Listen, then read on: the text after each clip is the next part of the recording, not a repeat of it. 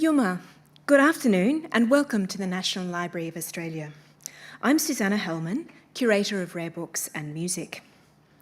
I'd like to begin by acknowledging Australia's First Nations peoples as the traditional owners and custodians of this land and give my respect to the elders past and present and through them to all Australian Aboriginal and Torres Strait Islander peoples. Thank you for attending this event, coming to you from Ngunnawal and Ngambri country. This afternoon's presentation, The Colour of Fire, Australia and China in the Theatre 1980 to 2020, is by Professor Anne Pender, a 2021 National Library of Australia Fellow. Our Distinguished Fellowships program supports researchers to make intensive use of the National Library's rich and varied collections through residencies of 3 months. National Library of Australia Fellowships are made possible by generous philanthropic support. Professor Pender's scholarship is supported by the Ray Matthew and Eva Colesman Trust for Research in Australian Literature. Professor Anne Pender holds the Kidman Chair in Australian Studies at the University of Adelaide, where she lectures in Australian Literary and Theatre Studies and is Director of the J.M. Coetzee Centre for Creative Practice. Anne is the author of 6 books exploring the lives and work of many Australian writers and performers, including her most recent work, a collective biography, 7 Big Australians, Adventures with Comic Actors, published in 2019, and her full biography of Barry Humphries, One Man Show. Professor Pender's presentation will examine significant theatrical productions that have been important in the development of the cultural relationship between Australia and China and seeks to understand the complex cultural relationship between the two countries through the dialogue enabled via these cultural exchanges during a period of transformation. Please join me in welcoming Professor Anne Pender.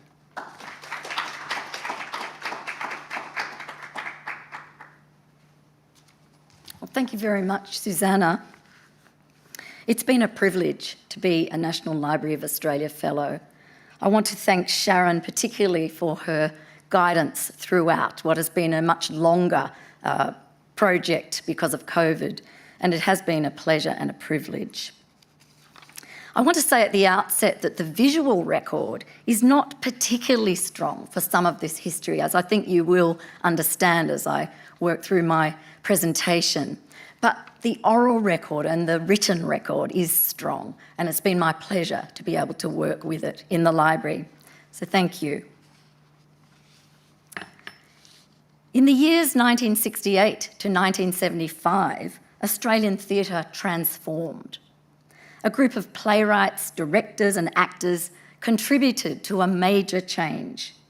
The key playwrights were Alex Buzo, Jack Hibberd, John Romeril and David Williamson, and we call them the New Wave. Sorry, that's not the right picture. That's the right picture. The term New Wave refers to a changed approach to theatre adopted by the practitioners at the time. John Romeril was particularly interested in Australian interactions with Asia, and several of his plays demonstrate the challenges of those relationships for Australians. He observed that, quote, "The Chinese sense of humour is the closest to our own that I have come across. Their sense of image and language is very earthy, rooted in concrete images. The subjects are often sex, power and money," end of quote. Buzo's plays also featured an interest in Australian attitudes to those of other races and the problem of racism. The theatre at the Australian Performing Group in Melbourne, where many of the playwrights and practitioners were working, was blokey, highly physical, irreverent, comic, and quite rough at times, with a nod to university revue and street theatre, the kind of theatre the performers knew best. Many of the actors shared a keen interest in comic performance and vaudeville, while others felt that theatre should focus on exposing class politics. All of them held to the ideals of the left, but argued constantly about what they were and how they would apply in the theatre. On an autumn night in 1972, one of the actors, Max Gillies, noticed the patrician figure of the leader of the federal opposition leader, Gough Whitlam, sitting in the front row of the audience. And Max told me about this incident in an interview I did with him. So, in other words, he was a big supporter of their project. Just 1 year earlier, David Williamson's play Don's Party premiered at the Pram Factory Theatre. It portrays the aggressive chauvinism of Australian men at an election night party where the host, Don, noisily laments Whitlam's narrow election defeat in 1969. So the years that we associate with the new wave, as I said, 1968 to 1975, coincided with the years in which Gough Whitlam led the ALP to power and to massive changes in Australia and its relationship with the world, including its relations with China. Excuse me. In 1971, Gough Whitlam travelled to the People's Republic of China in his role as opposition leader in the parliament and laid out a plan for a possible new relationship should the ALP rise to power in Australia. At this time, the McMahon government had refused to open formal ties with China.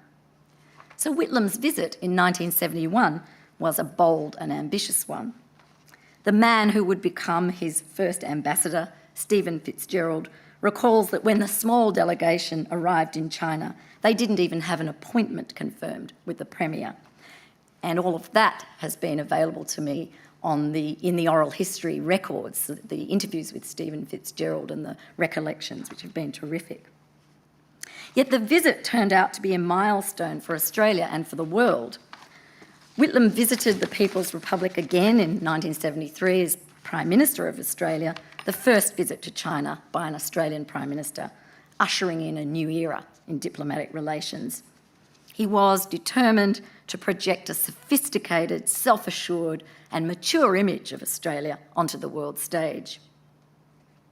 Well, the most popular of the playwrights to emerge from the new wave, David Williamson, was amongst a group of Australians who travelled to China on an ALP study tour in 1976.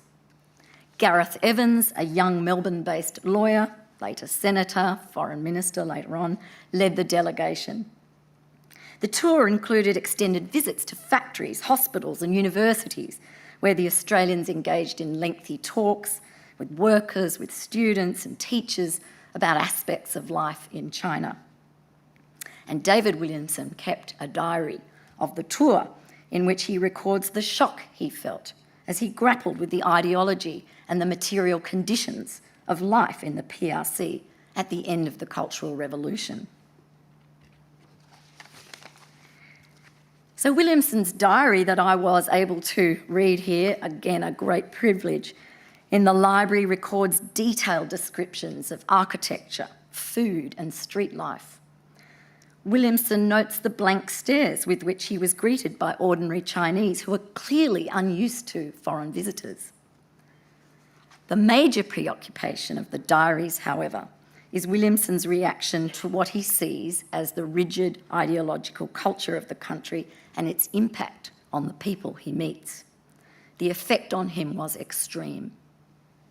In one of his first diary entries, Williamson records the fact that many of his compatriots on the tour regarded themselves as Maoists and that several of their number refused to abandon their dedication. The anti-Maoist contingent were asked to tone down their opinions and to show respect to their hosts. As the tour progressed, friction developed amongst the group about the extent to which they should express their own views, with Williamson recording his refusal to give in to such demands. So the diaries are lengthy, they are comprehensive, and they record details of speeches, conversations and statistics about living standards, factory operations and rich descriptive information about the education system, the curricula. The detail is extraordinary.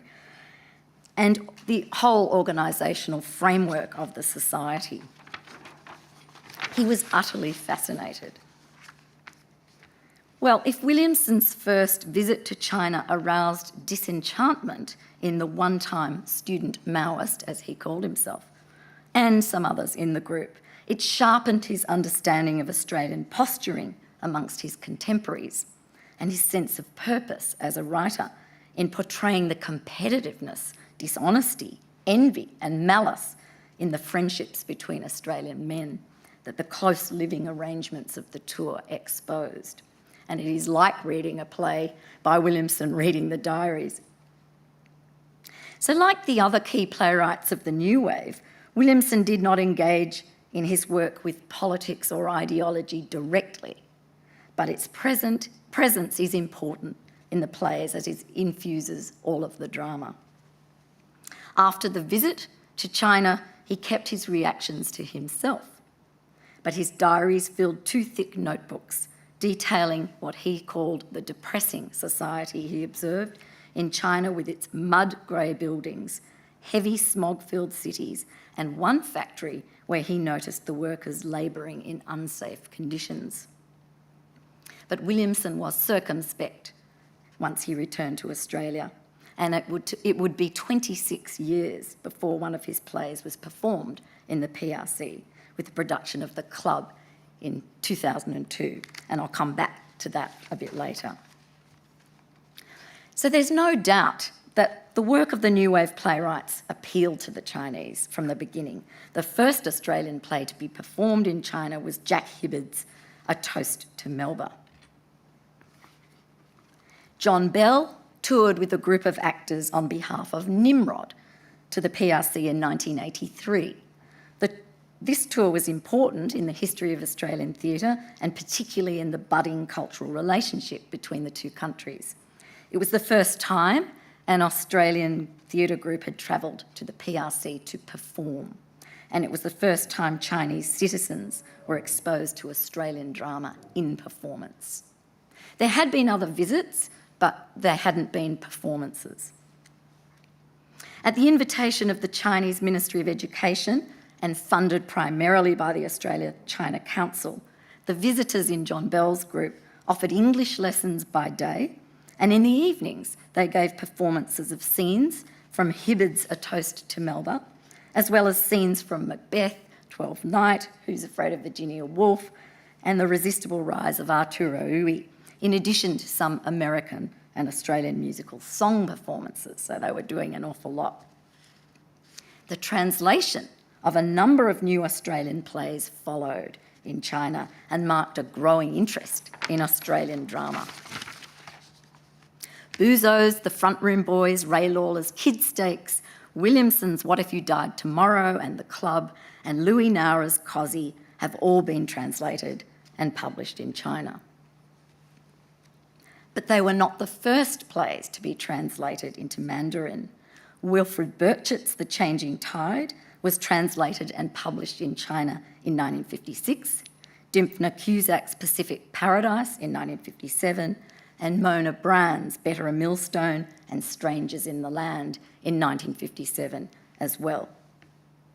The point is, though, that I'm making here is that the Nimrod educational tour led to an interest in plays that were not overtly left-wing, and so signalled a much broader opening interest in drama of all kinds. Excuse me. Well, it's impossible to understand the relationship between Australia and China in the performing arts in the period of the New Wave and up to the present without recognising a central figure, and that is Carrillo Gantner, who founded Playbox Theatre in Melbourne. It was, at first, the company was called Hoopla, and it was founded in 1976. Now, Gantner had studied drama at Stanford. He'd worked with John Sumner at the Melbourne Theatre Company and developed an interest in China that dated from the early 60s when he was an undergraduate at Melbourne University. Gantner organised tours to Australia by the Fujian Puppet Theatre in 1979 and the Jiangsu Opera in 1983, Playbox also toured the Hunan Puppet Theatre to Australia in 1983, the same year. Most importantly, I think, Gantner arranged for the Nanjing Acrobatic Training Program to visit Australia in 1980 and to train young Australian performers. It was a bold and truly ambitious program that Gantner had in mind, and it was initially opposed by the Australia Council and the Chinese Ministry for Culture. After months of seeking to persuade the officials in both countries of the potential benefits of bringing the Nanjing acrobatic trainers to Australia, Gantner succeeded in hosting 7 leading members of the troupe to work with the Flying Fruit Flies, Circus Oz, and some independent artists in Albury, Wodonga, which was the home of the Fruit Flies. And these exchanges were to have a major impact on Australian circus and physical theatre for many, many years to come, and we can still see this influence. Australian theatre is known for the high quality of its physical theatre, largely due to these exchanges and interest in circus, as well as interest in the work of some Japanese practitioners that has continued. Well, as a result of these successful ventures, Gantner was invited to apply for the position of cultural counsellor at the Australian Embassy in Beijing in 1984. And as part of a significant exchange that I want to talk about, he directed Jack Hibberd's A Stretch of the Imagination in Shanghai in Mandarin, and Jeff Hook directed Sha Yixin's The Imposter in English in Melbourne the same year. This exchange remains the high point in the relationship between Australia and China in the spoken word theatre, and I would say in the theatre more generally, over the whole period since 1972. It was also one of the most open periods in the entire relationship. The Prime Minister, Bob Hawke, insisted that every cabinet minister travel to China during that period. Gantner travelled with Hawke in his period as cultural counsellor under the ambassadorship of Ross Garnaut, perhaps best known as the ambassador who initiated the sale of Australian iron ore to China. And it was in the wonderful Beyond the Cables oral histories that I was able to listen to all of that from Ross Garnaut and to read some of his recollections of the period. I also interviewed Carrillo Gantner at length. The thing about Garnaut, though, was he also supported cultural exchange. So 2 rich intercultural productions of important plays that took place in 1987 demonstrate a capacity for cultural understanding that I think is unique in the cultural relationship. In a letter held in the library to the playwright Jack Hibberd, Gantner requested permission to stage the preferred play in Shanghai. It was Hibberd's A Stretch of the Imagination. Gantner explained to Hibberd that he'd given the Shanghai People's Art Theatre, Sha Yixin, the director, who was also a playwright, Lawler's Summer of the 17th Doll and a few other plays. But to Gantner's great surprise, the Chinese director chose the Hibberd play. And it would have been surprising if you know the play. It presents the elderly and terminally ill octogenarian Monk O'Neill living alone in a corrugated iron shack, a long way from company and comforts. He has rejected society as he faces his own death. He relives and reenacts imagined and real episodes from his life. He is, by turns, a representative of Australia, offering sardonic references to Australian life and history, and he's a crude, if erudite and witty maverick. Monk might be considered an everyman figure, condemning the destructiveness of society and making fun of human behaviour with wit and vivid physical humour. Excuse me. And at the end of the play, he bequeaths all his worldly goods to the Australian Aborigines. Well, enter Wei Zhongwan. He was the actor in China chosen to play the octogenarian. And here is how Gantner described the actor who was chosen to play this strange old Australian. Gantner says, Wei Zongwan had been a member of the company for 25 years. When I first met him, I was very surprised by his slight build. He became even thinner during the 7 weeks of rehearsals. But his face was expressive and his voice was strong. Speaking about the play, he was practical and assured. Wei is intelligent, said Gantner, with a supple body and a quick imagination. Before we began rehearsals, he had read Manning Clark's Short History of Australia, in Chinese, of course, and any other book on Australia he could find. Now, the level of difficulty for an English-speaking actor performing this tragicomic play, all on their own, it's a one-man play, is high, with several Australian actors appearing in Australian productions over the years, including Peter Cummins, Max Gillies, John Wood. For Wei, the pressure was extraordinary. At 48, he was playing this strange octogenarian, reliving episodes of his life as he waits to die. The rehearsal period over the summer of 1987 in Shanghai took place during the hottest time of year, in a room with no air conditioning. Gantner's experience as an actor gave him a strong connection with the challenges faced by the actor, but the language barrier presented some obstacles. In addition, Gantner would have preferred to direct the play in the round, but no such theatre existed in Shanghai in which to perform it this way. On the other hand, Gantner was very pleased with the design, as you can see that picture, for the play. He felt it was a suitably desolate outback setting. There was a galvanised iron shack and a torn beach umbrella, as you can see. Playbox, his old theatre company in Melbourne, sent over an Australian Army greatcoat and a slouch hat, a tin billy and a water bag, as well as some recordings of Waltzing Matilda and the sound of screeching cockatoos.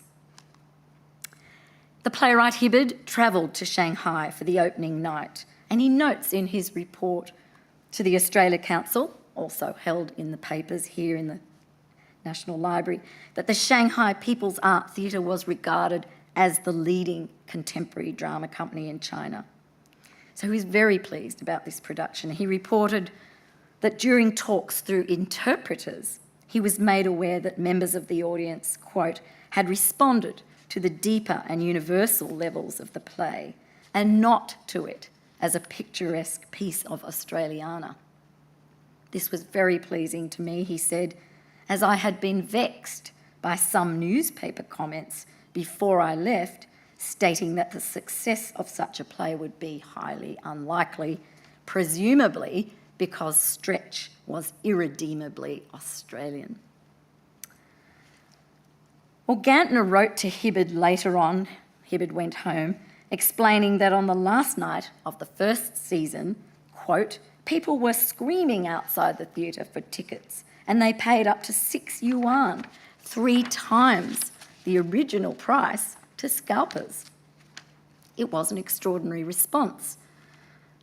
So the production was both a critical and a box office success in China and marked a really important moment of interculturalism in the theatre.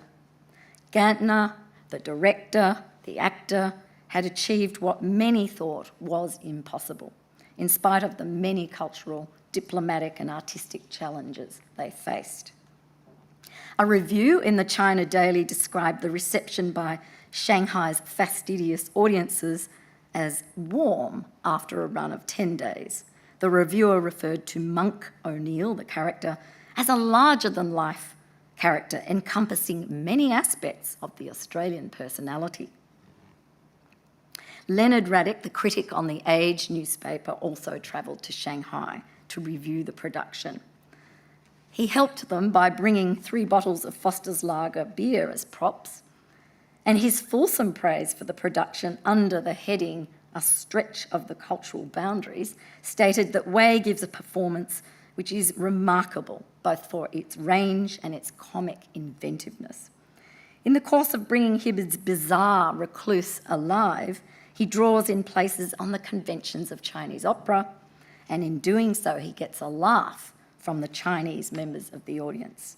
But for all that, he says the performance retains its strong Australian quality. So the production of Stretch, the first full production of an Australian play in China, was clearly a significant event in the Australia-China relationship. Well, now I want to move on and talk about another production, the one in Melbourne, of The Imposter by Sha Yixin. Now, he was the same guy who was directing that theatre company. So it was a very close exchange, a very close connection. Sha Yixin's play The Imposter opened in Melbourne the same year, 1987, on 11 September. Sha had invited Carrillo Gantner, as I said, to direct Hibberd's A Stretch of the Imagination in Shanghai, and Gantner set up the exchange of plays with Playbox, who staged the Chinese play in Australia. And it was part of the Spoleto Festival. The script, written by 3 playwrights, was adapted for the Australian production by John Romeril, who served as dramaturg, using a translation by the Australian scholar Daniel Kane. It was a very bold choice, reflecting Gantner's astuteness and the openness and confidence of theatre makers of the time. The scholar, Jeremy Barmay, identifies this play as part of what's called the Scar literature of 1978-9, but with some new elements. Directed by Jeff Hook, it featured actors Jeff Revell, Charles Bud Tingwell, Sheila Florence, Edward Heppel, and Malcolm Robertson, so some iconic actors in this production. The play presents a young man who has been sent to a collective farm at the time of the Cultural Revolution and poses as the son of a high party official in order to secure a transfer back to the city. And it is based closely on a real case that occurred in 1979 in China. Now, in the same year, in 1979, the play had been performed in highly restricted circumstances and only for those who had official sanction. After Hu Yaobang, who was chairman of the Chinese Communist Party at the time, ruled that it should be revised and, quote, performances of it should stop for the time being. Effectively, it had been banned. The actual case on which the story of the play is based involved a young man who had posed as the son of Li Da, Deputy Chief of Staff of the People's Liberation Army.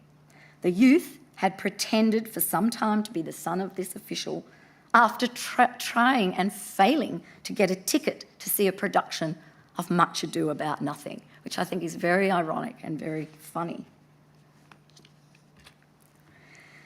So Jeremy Barmay describes the play as conventional in some ways, but significant because, quote, it presaged the new range of expression of the Chinese arts in this period. He says the most important aspect of the play in this context was the fact that the writers had chosen to portray the imposter in a favourable light as a human being. So Monk O'Neill in Hibberd's play and Lee in the play by Sha are anti-heroes with whom audiences identify because they resist authority and they stand outside the society, drawing attention to its hypocrisies and injustices. And John Romeril, who as I said, was dramaturg on the production, told a reporter at the time, quote, "What drew me to the central character was that the character is in some ways a Ned Kelly archetype." Romeril also said that he particularly admired the stage directions. He said they were very cheeky, self-aware, some of the best directions since Shaw, and I thought there was perhaps a way of building them into the show to give an Australian audience that flavour. And so he created a narrator, played by Bud Tingwell, who frames the action but later becomes a character involved in it. So A Stretch of the Imagination and The Imposter embody a sense of courage and daring that appealed to their audiences. They offer potent satire and humour, subtlety of form and modernist vigour. The Imposter is heavily influenced by Brecht in its style and structure, a playwright that inspired members of the New Wave, particularly John Bell. Although the Australian and Chinese contexts for the plays are completely different, the audacity of both works in their own settings goes some way to explaining their popularity and their intercultural appeal. I think it's fair to say that the two plays also feed into negative national stereotypes, the crude, rough, hyper-masculine Monk O'Neill as a typical Australian, and the corrupt, oppressive, bureaucratic culture of China and its crippling officialdom. But both plays, and importantly these productions of them, also transcend these stereotypes in a number of interesting ways, with Monk revealing his wit, his erudition, his compassion and his tenderness, and the characters in The Imposter highly attuned to the immorality of cronyism and the plight of individuals caught up in a web of corruption that affects every level of the society. So both Hibberd and Shah were popular playwrights who were innovative in their approach to drama at a time of rapid change in theatrical culture, and the exchange, I think, demonstrated a capacity for a shared sense of humour, appreciation for innovation in form, and a strong appetite for social and political satire. Well, the Chinese interest in the New Wave, particularly satire, continued beyond the opening years of the theatrical relationship in the 1980s, after a long period of strain that followed the uprising and protests in Tiananmen Square in 1989 and the suppression of the protesters. Williamson's The Club was performed in Mandarin, opening on 26th of March 2002 in Beijing in a production by the Beijing People's Art Theatre Premier Theatre Company. A season of the production in June that year, 2002, coincided with China's debut in the World Cup soccer tournament. The play was retitled The Soccer Club and was directed by Ren Ming, who I think still directs that company. According to Williamson, the play was performed without any seeking of rights or royalty agreements, as China was not at the time a signatory to international copyright conventions. The season was lengthy and successful in his view, perhaps because Chinese audiences are familiar with what he says, quote, committee meetings, and this play was one ongoing committee meeting. Interest in Williamson's work continued in China. The Removalists was performed in English with Chinese subtitles translated by Li Jianjun in June 2018 at Beijing Foreign Studies University by students from Peking University. It was directed by the American Joseph Graves. And Li Jianjun stated that the play, quote, didn't get approval to be performed as scheduled. It was to go on to a festival because, as this man told me, and he told me directly, I've had correspondence with him, it was because of the violence in it and the coarse language. Williamson, however, suggested that, quote, there was a theory amongst some that I've spoken to that the salty language and the violence wasn't the real reason that the play was banned. There are big issues with police overstepping their authority, and my play, of course, deals with police overstepping their authority in a big way, end of quote. The director confirmed Williamson's view of the reason the production was cancelled. But it's impossible to find out the real reason for the cancellation of the student production of the play, in spite of my attempts to do so. The mere fact that the students were interested in the play, however, demonstrates the longevity of the appeal of the New Wave and its inheritors. It also underlines the fact that the uncertainties around theatrical productions in China continues, whether they take place in professional or educational settings. In spite of the cancellation of the festival appearance of Williamson's play in 2018, the new wave plays as a set have clearly been important in the theatrical relationship between Australia and China in professional and educational settings. As I mentioned, the impact of Chinese acrobatic exchanges on Australian theatre was immense and enduring beyond the new wave and beyond New Circus. In retrospect, however, the high point of intercultural theatrical exchange in the spoken word theatre remains the exchange of Hibberd's A Stretch of the Imagination and Xia Yixin's The Imposter in 1987, as I tried to set out. Well, since the mid-2000s, dozens of Australian plays of all kinds have toured, with children's theatre becoming a major success in China over the last 10 years or so, until the disruptions of the last 2 years. Many of the children's theatre companies still have collaborative ventures in their plans, but prospects for touring and exchange are uncertain at the present. The importance of people-to-people diplomacy is well demonstrated by the success of the new wave in China and the more recent touring of a range of Australian theatrical works to the PRC. Nicholas Jose, a scholar and writer, observed in a recent public lecture that, quote, "The arts keep communication possible when other lines are down. Artists and scholars can always take each other's phone calls. These things are so obvious that they shouldn't need saying," end of quote. The performing arts communities have created a robust and vibrant form of communication between Australia and the PRC in the theatre since the early 1980s. It may be the arts that allows theatre makers in both countries to reactivate the relationship so vibrantly established by playwrights, translators, directors, dramaturgs, actors, audiences and diplomats engaged with the work of the new wave as we move into the relationship in the next 50 years. Thank you very much for listening.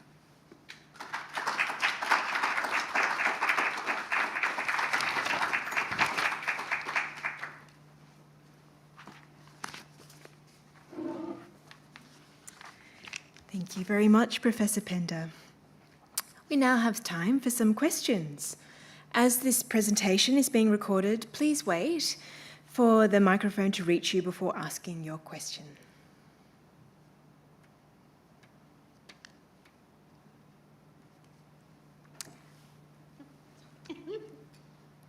Just checking to see if there are any online. Thank you, Anne, for a really interesting presentation today, and it's just lovely to see you reach the end of your fellowship journey with us. I think I've got so many thoughts running around my head about relationships between Australia and China and the role that the arts can play in developing those. You focused on a very blokey side to Australian theatre. Did you find in your research any evidence of some of our female playwrights having an impact and having a role to play in that cultural exchange through the period? Not so much, although I did mention those earlier. Female playwrights were and are very important in China, you know, from the 50s. Yeah.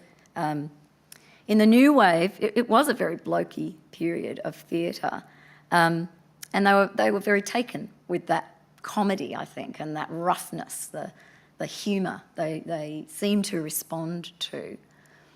More recently, I've also sort of looked at the touring that's gone on in recent years, and there are definitely female playwrights.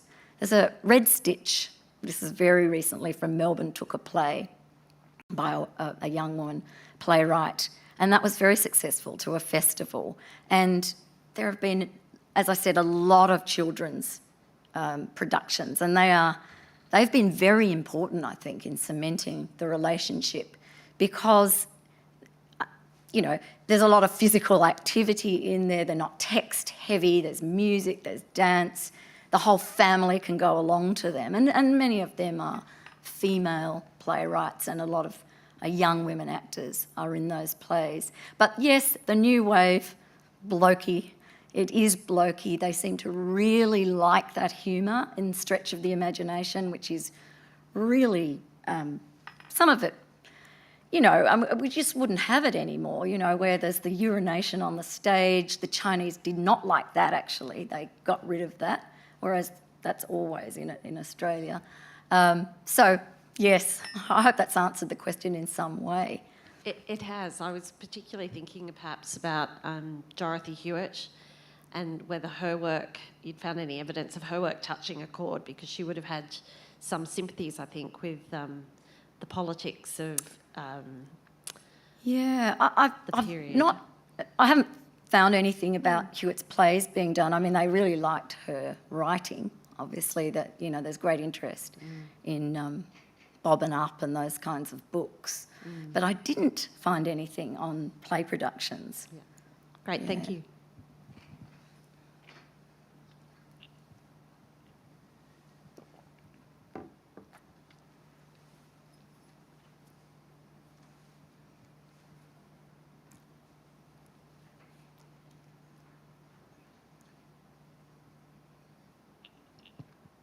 Hi, Anne.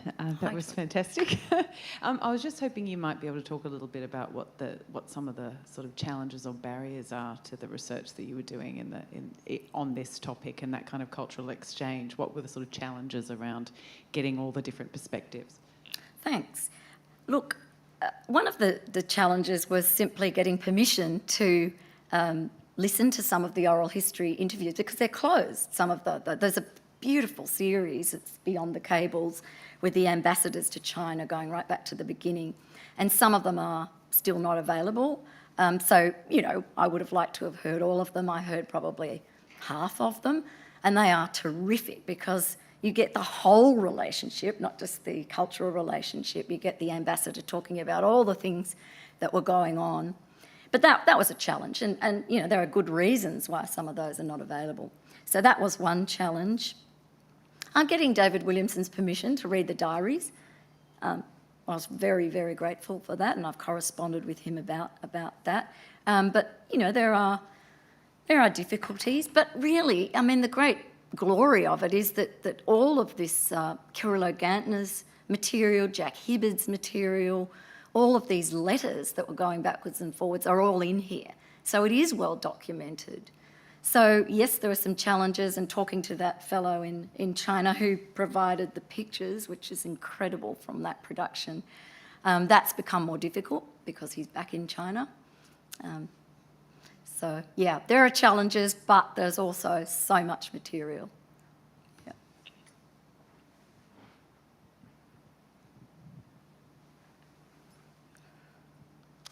Thanks, Anne. What engendered your interest in Australia-China cultural relations, especially in theatre? Thank you. Yeah, that's a really good question. And I think it was that I'm an Australianist. I'm not a Chinese scholar. So this is really quite new work that I've been doing now for about 4 or 5 years. It was actually the fact, when I first heard about that production, that they chose the Jack Hibberd, I could not believe it, that the Chinese would choose that play. And I talked at length to Gantner about this, and he said, I was sure they would choose Summer of the 17th Doll.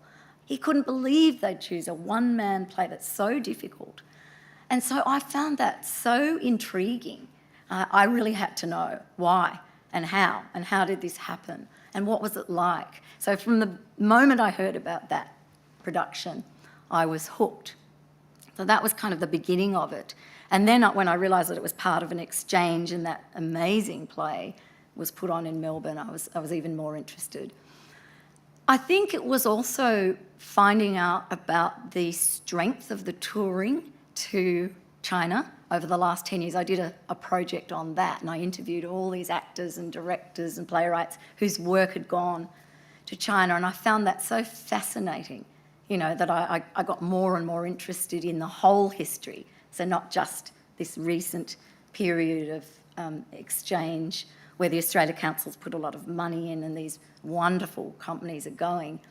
It was then I thought, well, I've got to look back at how did this start, and learning about that a lot of scholars had come to Australia from China and studied, and they all seemed to have taken up either Patrick White or these playwrights.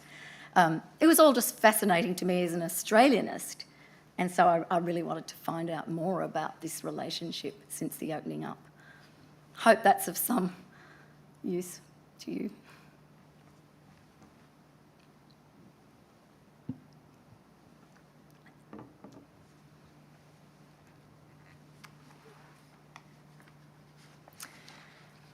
As we draw to a close, some quick plugs before we leave. Our website is the place where you'll be able to find recordings of interesting and diverse recent talks and performances from our fellows. These are also available on our YouTube channel. If you'd like to know more about some of our formed collections, please search the guide to our collections on our website. Thank you very much for attending, and please join me once again in congratulating Professor Pender for today's fascinating presentation. Thank you very much.